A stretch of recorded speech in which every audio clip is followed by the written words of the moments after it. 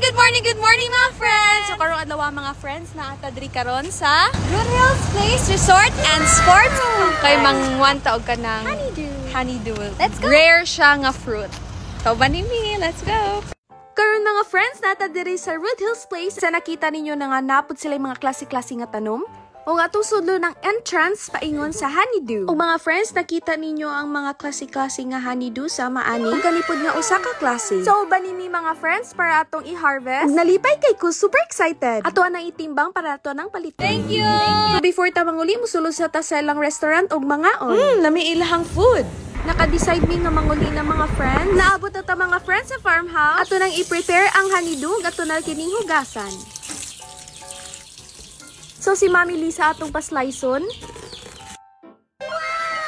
Kung nakita ninyo, di ba, murag tamis kay siya. Ato na ni ibutan sa plato para ato ang iserve. O, di ba mga friends, nakita ninyo, maayjud kayo ang panahon ug wala dyan nag-ulan. Thank you, Lord! Nag-prepare na si Mama para masugdan na nato og kaon nato ang honeydew.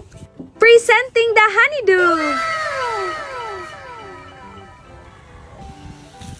Sa mga wala nakabalong mga friends, ang ihang lasa kay mura siya og melon og nay pagka-watermelon. Hoy, nakapayunik siyang taste ug pagkatamis sa judi ay. Daghang salamat sa paglantaw mga friends. Sa susunod na pud nga vlog. Bye-bye!